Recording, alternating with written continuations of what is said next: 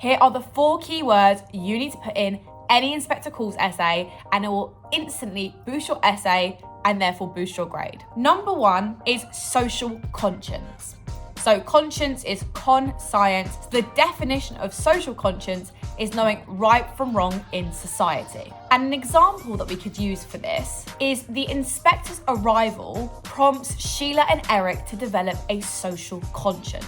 So because he's arrived, they then develop this social conscience, knowing right from wrong in society, because they've begun to see how socialism is a more progressive, so going forward, idea than capitalism.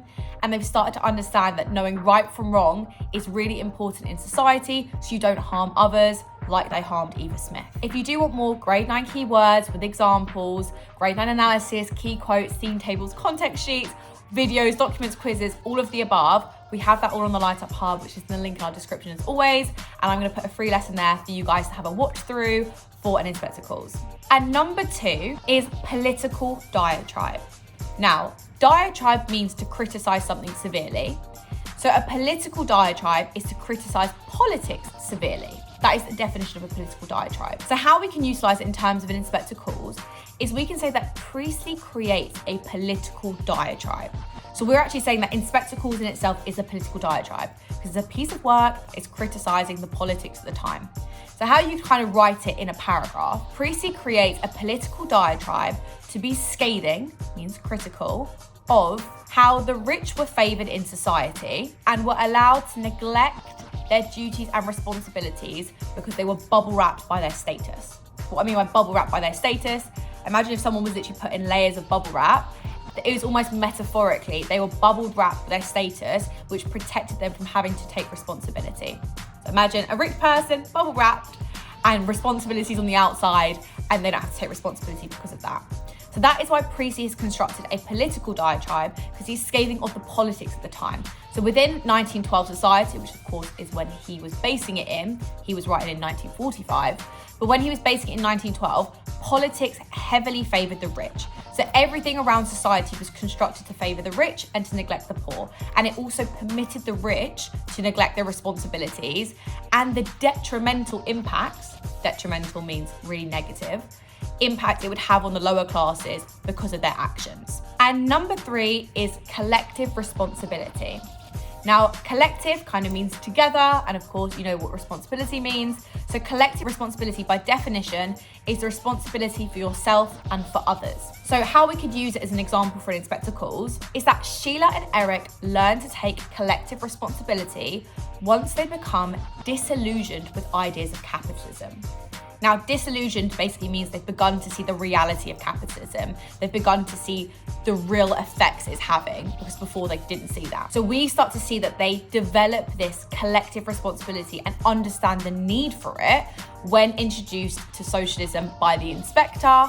And you could even say as well that the inspector personifies collective responsibility. Personifies means it's like the literal physical example of collective responsibility.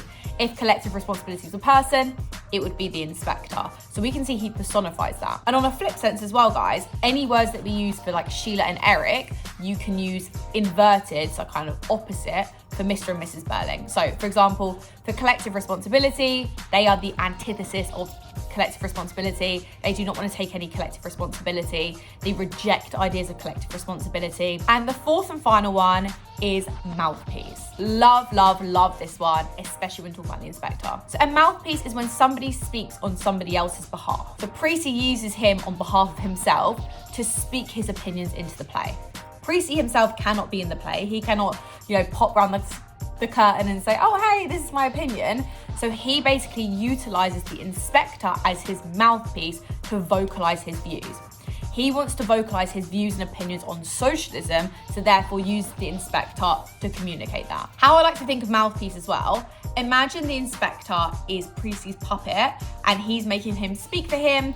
The puppeteer is never in the show. He just uses the puppet, just like Priestley. Priestley's the puppeteer. He uses the inspector as his puppet to vocalize his beliefs. And particularly, he uses the inspector to vocalize, of course, him favoring socialism, but in particular to condemn capitalism and show the audience how socialism is a more favorable solution to make a progressive society. So what I mean by that is it's a better solution to make society better, because he wants society to progress and not regress. Regress means to go back. So he wants society to progress, go forward, and the only way he is saying that it can happen is through socialism.